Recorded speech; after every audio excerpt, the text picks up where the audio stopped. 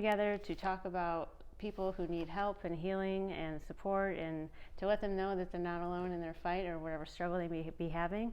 And today we have with us Giuseppe Mandel, who has worked with a lot of at-risk youth, and he's going to talk about some of his experiences with a lot of the youth that he's had in several different programs that he's had the opportunity to work with and volunteer for and be a role model for a lot of youth.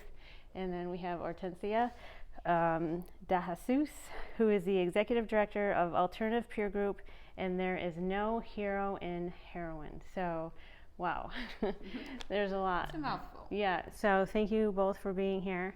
And let's start with you. What we were talking about earlier was, one thing that caught my attention was you were talking about how kids these days are using so much more drugs, getting into so much more trouble, and how you've seen from your experience over the years, like back when we were kids, you know what I mean? That's not even debatable right now, but I'm just saying that when you see an escalation of the drug use and the high risk behaviors, what do you attribute that to? God, where would I pinpoint it? Right. It's like eclectic. I was at APG last Wednesday in a meeting, and I was kind of shocked because there's a lot of young kids that are stuff that I never heard of, and I thought I was savvy in the drug and alcohol community as a peer, and yeah, it's crazy how accessible it is everywhere.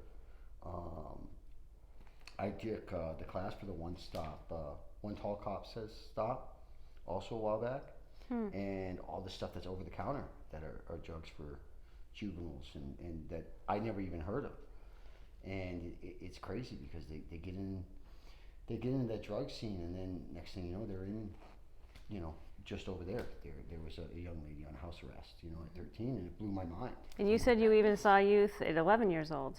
Well, 11, 12, 13? 13 and up. But you downstairs, you had mentioned that you'd seen. I have. Yeah. Yes, I have. We're already 11 years old, and they're sexually active, and they're already doing drugs that I'd never even seen until I was, I think, 16, and it was still taboo because I was in sports. Oh yeah, it was like, for sure. That's hard stuff, and that's nothing compared to what's out there right now. Right. And it's just in kids today, they're exposed to so much more, especially the social medias and everything that is just gives them, it opens their eyes to a whole different world. Like you were talking about sex trafficking earlier. One of our previous guests, his 13-year-old daughter came from a very functional family, supportive mom and dad, sat down and had dinner, and next thing you know, the 13-year-old was pretty much just a few steps away from being kidnapped. I mean, because this sex trafficker had groomed her so much, and it was just unbelievable. And come to find it was never a 13-year-old boy; it was a grown man. Right. Scary. I have that experience also with my daughter, a loose experience where, they're kids, they're real susceptible, so they get online now, and they think it's a joke as a kids, right? Her and her friend thought it was a joke, and they were messaging a guy back and forth, and they thought it was funny, and this guy they said that they were 18, and this guy was older. Well, I don't know how old he was, right? It's all through the internet. Right. And then texting back and forth, and they thought it was funny, and good thing we caught it right away. And I don't want to say like I'm any more stable than any other household, right? But they go to school, they got my father's there, my aunt's there, me and their mom get along well, so we're watching them all the time, and they're still able to do it where we caught it late. Right. And that's how fast it can happen. This guy could have just lured them right in, and that's it. And it's not even against their will at that point. Right. It's almost like they're coursing them and courting them right from the beginning, saying that they can give them everything, and then they can get them on drugs, get them hooked on heroin or pills, and that's it. It's a wrap.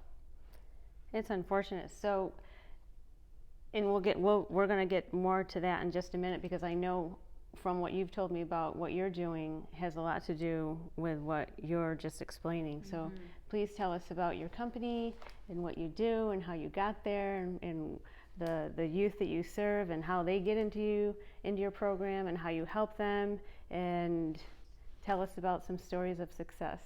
Oh, there's lots of success. Where there is no hero in heroin is a 501c3 foundation. We have two different areas of the company. One is our alternative peer group, which Giuseppe said APG for short. Nice. And that's a place where young people who are at risk for substance use disorder or mental health can come and have a peer recovery support specialist that's assigned to them.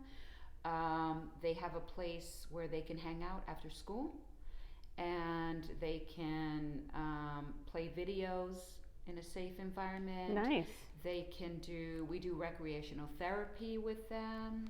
We take them out camping. Oh, wonderful. We take them to different places that they would enjoy, that has nothing to do with drugs and alcohol. Nice. And sort of exposing them to, hey, there is another life, there are other fun things that you can do, because we strongly believe that if you're in recovery, you ought to be having fun. Sure. And so we try to have fun with them all of the time. We have a book club, we do arts and crafts. I mean, we do all kinds of stuff, including, meetings that we do bring in, some self-regulation classes for impulse control, because as you know, yeah. As teenagers, they have a lot of impulse control problems. So, sure. And we're just there to sit next to them and just hold them up, really, to say we get it. We're nice. with you. I would love to Not invite you alone. to the workshops that we have. Great. I would love to. Do you have now? Do these youth? Do they stay in like some sort of housing through your company, or do they come and they get their programming and they're given a bus pass and they can go home? They're never done with us, so it's unlimited services. Nice. We're open Monday through Friday from 12 o'clock to 7 p.m. Oh, okay. So we're there during that really critical time after school. And then we do some tutoring on Saturdays now. I love it. Nice. And, it's basically free. And so we invite parents to come and check it out. That's important right there, the parents, because this will be we've done these workshops before in the past, and I told the crew, I told everyone involved, I said this year I definitely want to get parents more involved, and going back to what you're saying about the school, it's so, that time from 3 to 5, unless someone has, they have the after school program sometimes, but unless someone, they're not able to do something like that, then they have that 2-hour period where they're just, what am I going to do? What am I going to do now? What are we going to do with these 2 hours before mom, dad, grandma, or whoever it is that's watching them? Yeah, it's a really dangerous time. So we're committed to being open. Some kids come, they're dropped off. Some kids we pick up. We do have bus passes. Nice. The RTC is very generous. Very, very generous. We try to drop off as much as we can. But we believe they are at the safest place that they could be with us. There's not going to be any drugs or alcohol. How long has it been up and running? In 2013, we started a nonprofit. Nice. We started I love what you do. At Mission High School. So our founder is also the founder of Mission High School. Oh, nice. Yeah. So we have a good in over there. We have great relationships. Sure. We pick up all of those kids almost every single day. We bring them to our facility, and I'd like to come and take a tour. Yes, you're invited. I would love to. Yeah, I really would. And you love the people that are there. I mean, they're vetted very well. Everybody who works with us is a peer recovery support specialist, certified by the state, and everybody has a full-on background checks, both through the state and FBI. Nice. Nobody's getting close to our kids, so we do we do a really good job at keeping them safe. That's incredible. And so it sounds to me like you get the majority of your population for this program from the high school? From the high school, from the harbor. Oh, the harbor. I love the harbor. No, Jack Martin and Judge Roy. Yeah. Yeah, no, they've done a great job with that. They that was the first time opportunity I had. The harbor was the first company or program that I was able to donate to. Oh, really? Yeah, That's no, great. they've come a long way. It They took have them come. it took them a long time to get that first location up and running, and now I think there's 4 of them. 5. 5. They're just opening up in Henderson now, so it's pretty incredible. Nice. And we also get young people from the homeless youth partnerships in Sure. town. So Nice.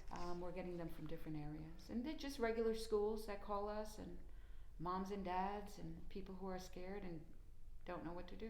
I love it. So that's how they get into the entry, and then whoever's well, you're the executive director, so you'd say, okay, you do an intake. Yep. And then you do an intake, and we say, okay, this boy or this girl has these needs, and then you put them in the right programming under your umbrella. It sounds like. Yes. So we have the alternative peer group, and again, if they're at risk, and usually that means they've either come from a home where there's substance use, or they've already experimented with substance use, or need an aftercare for people who are in treatment. And so they come, we do the assessment, we have a mental health practitioner, we have a substance use counselor, and then we just engage them and the family as much as possible.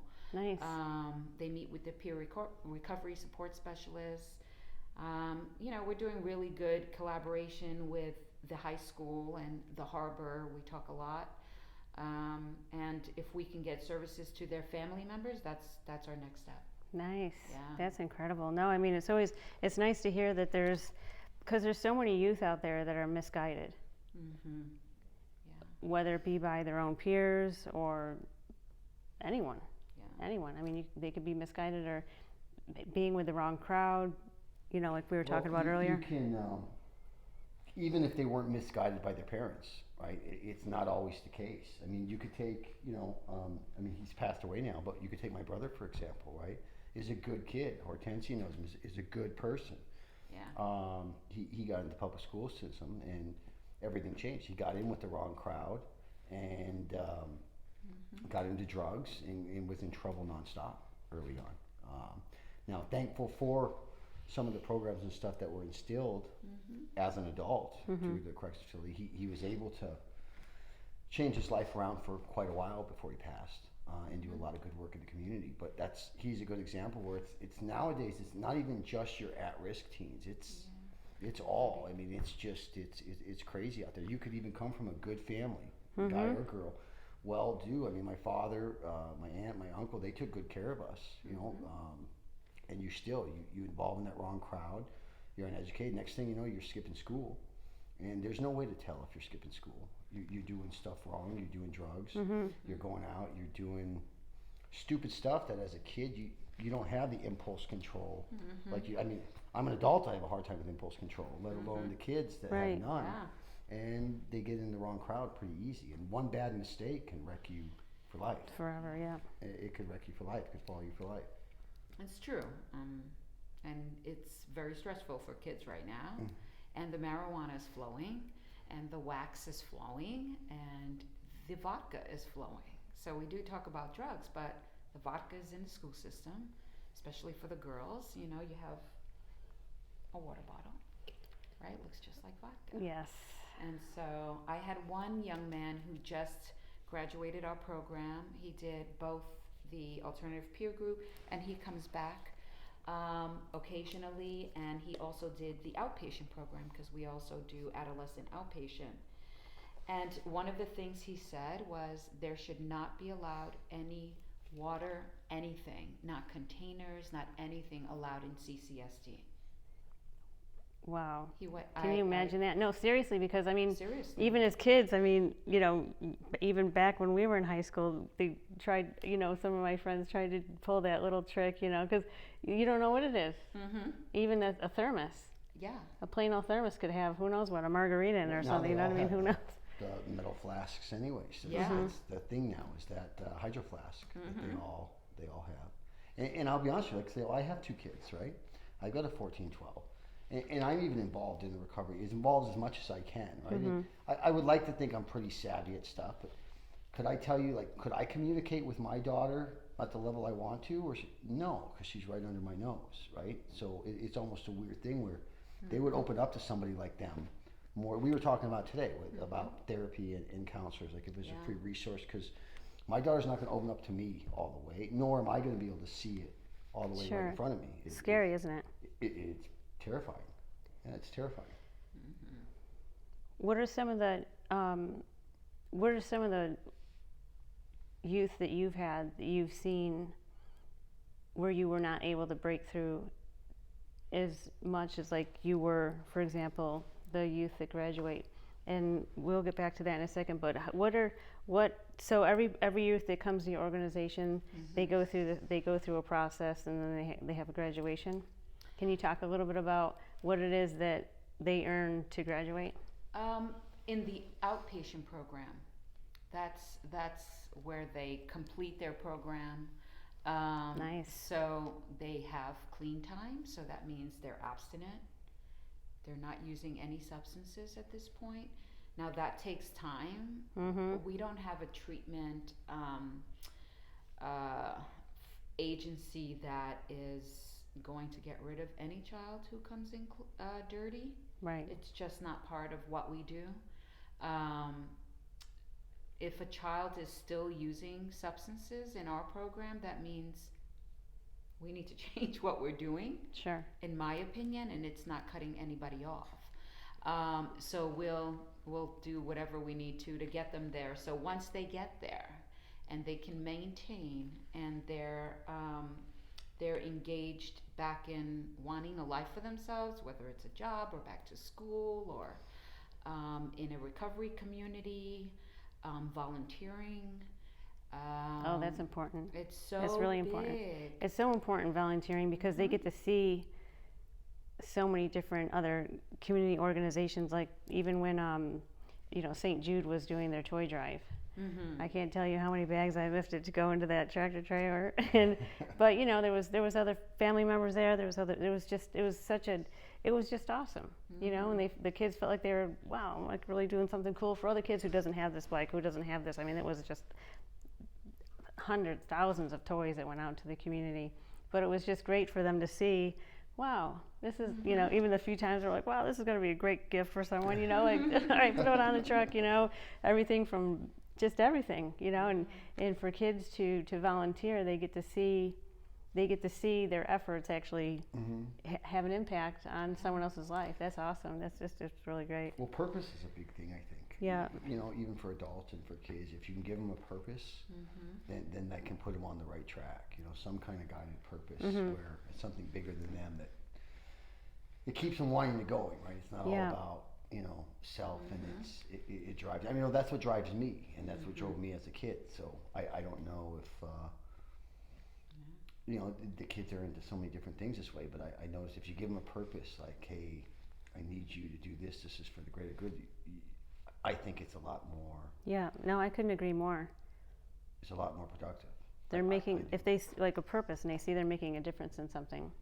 And they want to. Yeah. They really are. They're smart and they're kind and loving, and they want to be accepted more than anything. When we take them to like the rescue mission where they're feeding the homeless, wow. Yeah. That makes a huge impact. But mostly when they're done with outpatient, they love being clean and sober. They are enjoying what they're doing. They have the clarity that they didn't have before. Yeah, and the access to having fun. I think that's the other thing that that makes us kind of special. Sure. The alternative peer group is that they can walk in there and they have people to say, "Missed you, love you. We're gonna go to the theater, or we're gonna go bowling. Come on." And nice. We're having fun together, so that's pretty different. That's awesome. Yeah. And how many youth are in your program? It ranges. Yeah. We took a hit during the pandemic, I think like everybody else. Yeah. But what we decided to do during that time was we invited all of the kids over to do online school at our facility. Oh, nice. So we set up tutors and we set up tables. Wow. And we brought the kids so they wouldn't be alone. I'm only speaking from experience. I know that because when you see these, when everything went online, you know, you have Trouble. grandparents that were watching the kids, and you know, they don't. I mean, trust me, I know how difficult that was, because you know, all of a sudden you're an IT expert, you know, and Oh, trying. yeah. And, I mean, they would spend half the time figuring out how to navigate through this whole online thing and miss 80% of the class because no one knew how to do anything. But that, I can tell you how valuable that is. Only Yeah. but no, that's incredible. It really is, and it gives them an opportunity to know that they because a lot of at-risk youth, you know, they didn't have certain role models, you know, and they didn't have the people there for them. They didn't have the people who listen, like you said, just to have someone be like, wow, you actually care, you know, and to have that person in their lives, just it changes it forever. It does. And then, you know, kids who are at risk or struggle with mental health, it's really hard for them. They shouldn't be alone.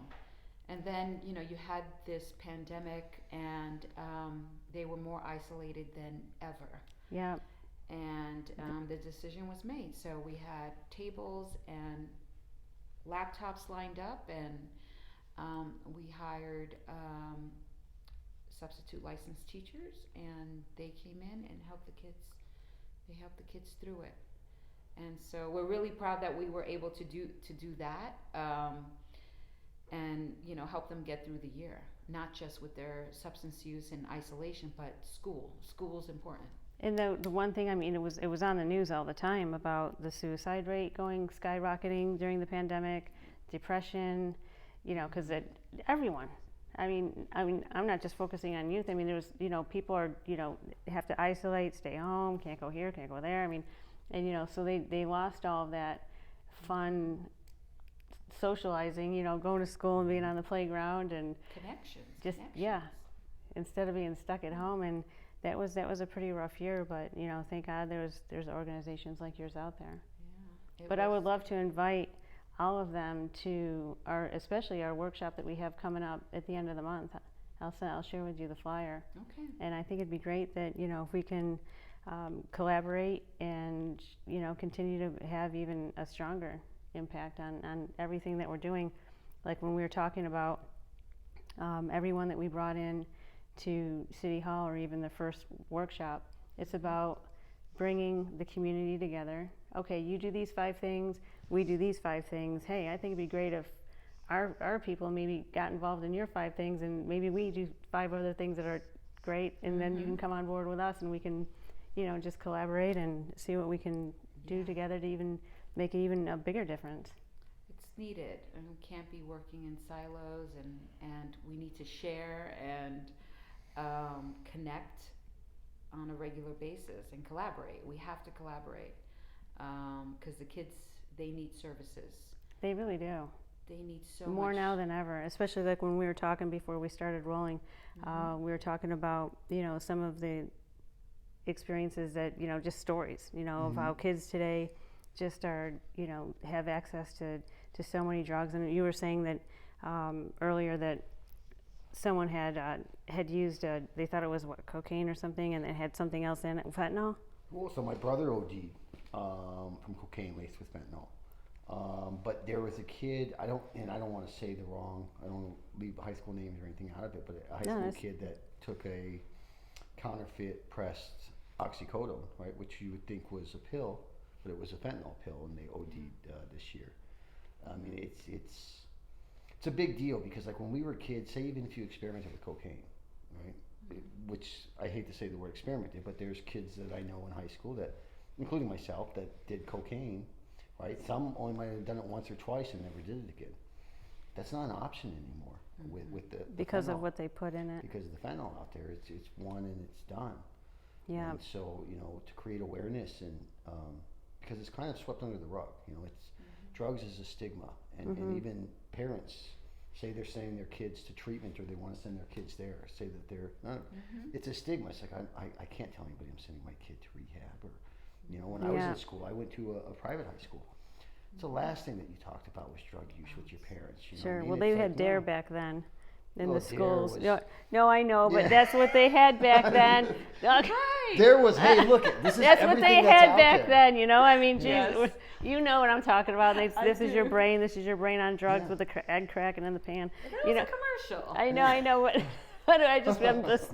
But they had that. But that's what they had on the Yeah. commercials back then, right? And Yeah. but the Dare program, and you know, Yeah. give them credit for trying. You know, Oh, and yeah, absolutely. Well, I guess the new Dare program is a little different, right? It's more about, I don't know either. enough I don't, about it. yeah, I don't either. But I'm glad there was but some. but I'm just saying, as an example, back in the day, that's what was in school Yeah. back then.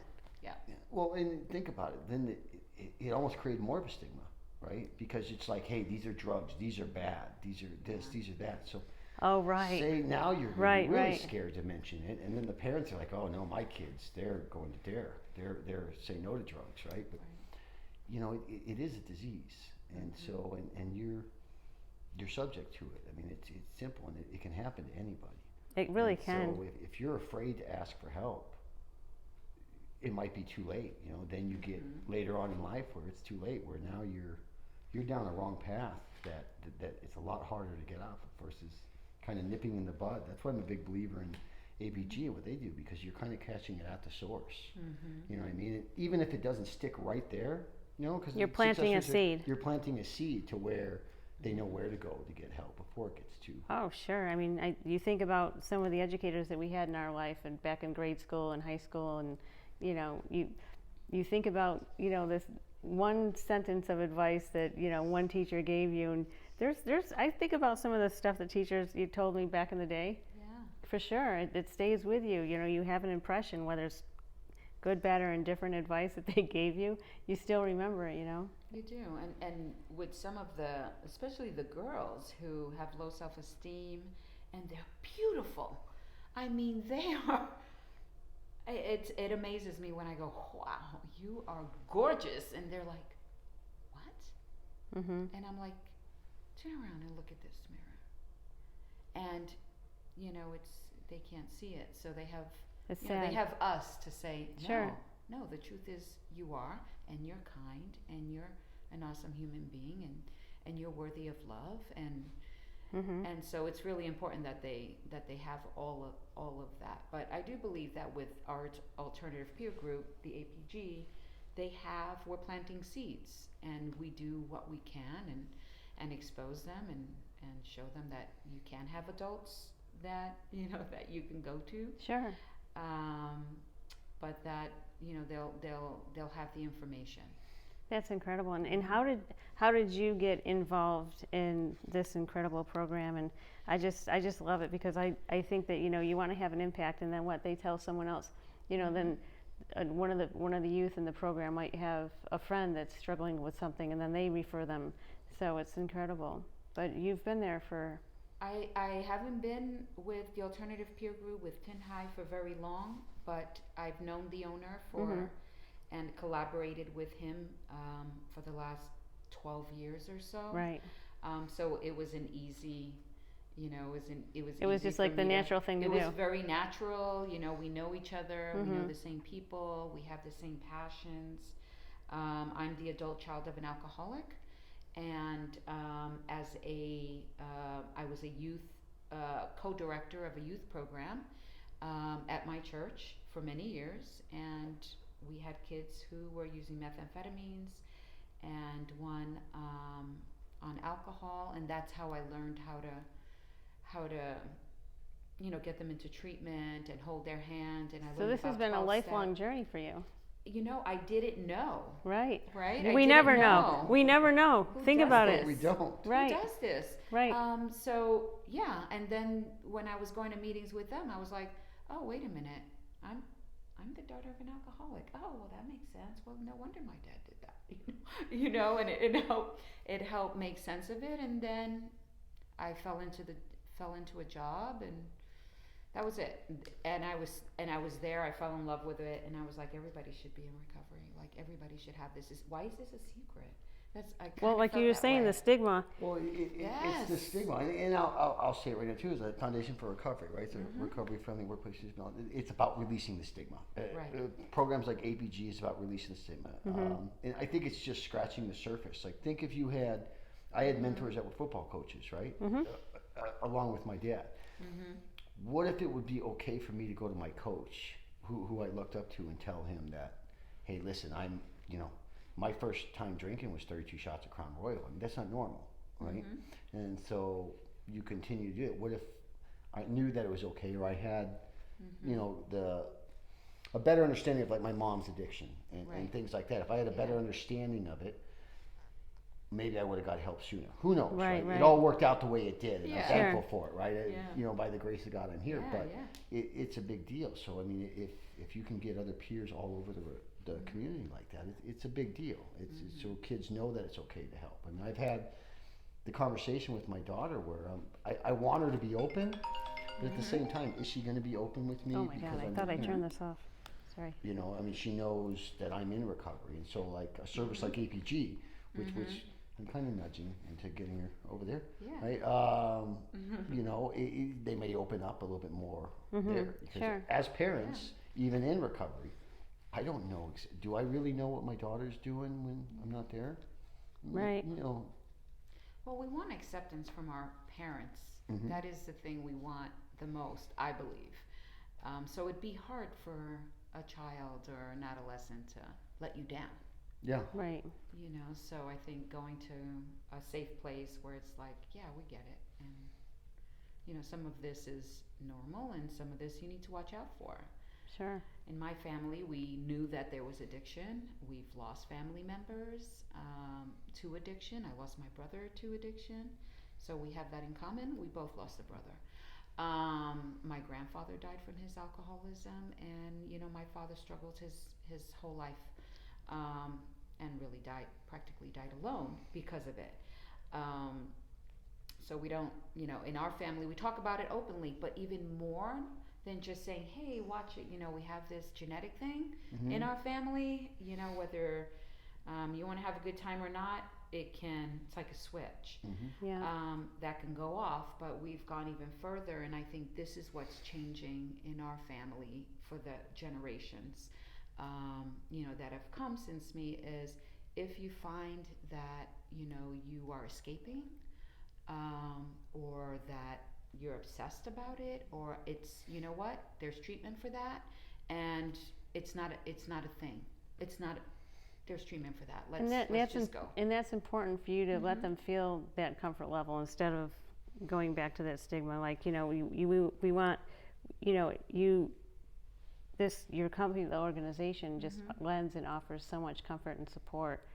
And that's what they need, because it's not easy to walk in there and, say that you have, whether it's depression or suicidal ideation or some addiction or whatever it might be, which can lead to, ultimately could lead to, someone taking their life. Yeah, I mean, I tell a lot of the young people that if it wasn't for drugs, that they'd probably be dead, because they were suicidal, they had engaged in self-harm, and so in order to sort of release them from even that guilt, it's just like, look, the drugs kept you alive temporarily. Right. You're here now, let's Get through this. let's go forward. Yeah. Rather than, wow, you did this, you did that. I mean, Right. it's a symptom and of something bigger. So we move on from that. We don't pay a lot of attention to their Right. Here's the what you do. problem. This is what the solutions are going to be going forward. And that's incredible. So you're not just beating them down for something that sometimes they don't even have control over. Exactly. Or Right. really have no choice to survive. Right. Incredible. That's just great. And so you've been to her program in the past? Yes. Yeah, it's awesome over there. It's really eye-opening because it's an eye-opening experience. It's a bunch of peers, but they open up with each other, where normally you wouldn't, right? If it's you sitting with like the old school intervention, right? Are you going to really open up at the intervention when you're surrounded by family members, or are you going to really open up freely where you have other peers, where peer pressure is a real thing, and it can work the opposite too. If you've got a bunch of peers that are in recovery, actual peers your age, you're going to open up a little bit more because you're going to kind of know that it's okay, it's easier, easier to open up and say, hey, look, they're struggling with that problem too, or hey, they're struggling with that problem too. Right. And it's kind of cool because just the last one on Wednesday, like how open the kids were about it. And, when I was that age, I would have never opened up about that in a group. There's no way I would have opened up about that in a group. We were old school football. You get out there, you do the work, and you just you stuff it. I didn't have something like that. Maybe it was around, but I didn't know about it back then. No, and that's great because I mean, seriously, like you're going to sit around, like you're saying they're more comfortable with their peers, but I've seen the family interventions, and they probably feel like they're blocked in a corner and be like, I don't want to talk. No, it's like an attack. Yeah. Right. I thought about when, if my family, and this when I was adult, an intervention, you're just like, dude, why are you all attacking me? So your hormones are going like crazy. I can only imagine in high school, you know what I mean? If everyone's kind of coming at you versus if it's, you could just talk a lot openly, a lot more open with your peers. And it goes back to that comfort level, like you said with your program, okay, you had this problem. It's fine. It's over there. We're not going to focus on that. We're going to focus how we're getting better. I mean, it's basic. You had these substances for whatever reason. You use them for whatever reason. Let's get to the reason and let's move forward. It doesn't have to be, you don't have to be in jail for the rest of your life. Sure. Because of it. But sometimes because of it, they do. Yeah, that is so true. That is so true. Especially the kids that are coming from, like you said, we had one there, and she was being monitored, and we have probation officers that come and check up on our kids. Oh, and, right. Yeah, to see where they are, and I'm glad that they have a place to go that's safe. Well, the cool thing is, when I was there, like her bracelet went off, right? And so she was newer to the group, right? So she still has that mentality, that kind of attitude of, okay, the bad guys are calling. It is where the mentality is, right? So she goes in and she's like yelling at the monitor, But then one of the peer coaches went in and then calmed it down, and he's awesome. Brian over there is awesome, and but it gives you an idea of where. Fresh, where their mindset's already going before they get involved with something like that, where it's always that, the bad guys are calling. Right. But they're the probation officer, the house arrest officer. They're not the bad guys, but it's the mentality already as a kid. So it's kind of cool to have a group where you can kind of switch that and show that. Support. Yeah. I mean, it's a big deal. To me, it's a huge deal. Like, I wish it was more when I was around. Sure. When I was a kid, if it could be implemented, like Mission High School, to me is phenomenal. Right out of APG, that has that's the first ever, right, Hortensia? What? Mission High School. Mission High School is the first high school in the country that's fully funded by the Department of Education. Okay. There is no other recovery high school that's fully funded by the Department of Education. It's the first. You have other high schools in the country, especially in Texas, where they have recovery programs in the schools, but it's not a recovery high school. Right. Totally different. Totally different. Do you think if you would have struggled with, like, I know if I would have struggled with addiction in high school, which I did, but there was a recovery program in my high school, I don't know if I would have signed up for it. It's kind of one of those, here, sign up for this anonymous program, but it's still that peer thing where, and you may, but like that's why I think it's so important to have like a group where you can go to alternative peer group, you can share and have different mentors that have been there as well. An alternative to being kicked out from school, right? If you wanted to play football, and it was, hey, go to this program or you're going to get kicked out. I mean, go to the program. Yeah, sure. Give it a shot. 100%. Think of think of how many athletes were saved that are pro athletes that are figureheads in the community that were saved through athletics and sports. Because they talk about it all the time. Boxing, football, all the time. Boxing is huge. Boxing's really known for it. Where you got an aggressive mentality. You put them into a boxing is a team sport at a young age, right? You're still working out with your team, and you give them a purpose to help your team, and kind of gives you a purpose. I mean, that's a sense of belonging too. It is it's a brotherhood. It's a sense of belonging. But the thing is, once you take that away, to have a group afterwards that you can go to, it's kind of a missing link. Yeah. Well, before we wrap up, I want to hear, tell us about your graduation, where the kids, where they, you had mentioned earlier that they graduate. We're not having like your graduation like you see in a school or in a court or, you know, somebody who Sure. completes a program, because they're all completing at different times. Nice. But, you know, we make it a big deal, and we have, you know, we congratulate them.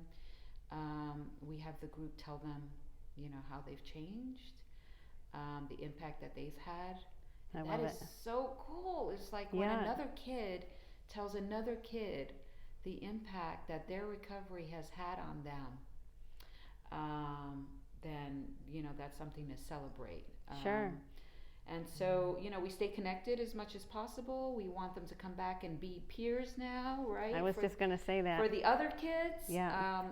we have some kids in our alternative peer group that have been clean 3 years, 2 years. Those, you know, you can't put a price on that. That's Right. like priceless. Congratulations. Right? Seriously, it's just, It's way better than me coming in there and talking. The kid who's done it. Right. Yeah. And then they see someone walking through the door for the first time, and then you get someone who's been there for an extended period of time, who's been successful, and be like, hey, you know, you're not alone. I was you, you Yeah. know, and then they can help them that way. That's awesome. Well, thank you both so much for your time. If anyone would like to get a hold of you, is there any contact information that you have? My cell phone's out to the open always. It's on 24 hours. It's 702-472-6248. And then Juvenile Justice Impact, we can be reached at 1-888-JJI-0010, or you can check us out at impactjji.com. And feel free to subscribe. That way you can get all of the podcast notices for every time we have one. And please donate. Every dollar counts. It goes towards everything that we're using to make everything happen, whether it's the podcast, the workshops, scholarships, no matter, everything. It's all inclusive, and every dollar counts. So thank you so much for everyone out there who has donated, supported. We appreciate it wholeheartedly. So thank you. And how can we all get a hold of you, and how can parents and other schools even get a hold of you, and how do they get involved? And we'll take referrals come from both the Harbor, the state of Nevada, Recovery High School, but you could just come in. If you need help, you call us at 702-445-7318, and you can check us out on our website, TINHIHLasVegas.info. And TINHIH, the acronym for There Is No Hero in Heroin. Thank you so much. Thank you. It's Awesome. been great, and I hope that whoever out there is listening and has any struggles, you know where to find. We're here. Yeah, you know where to find us. So thank you so much.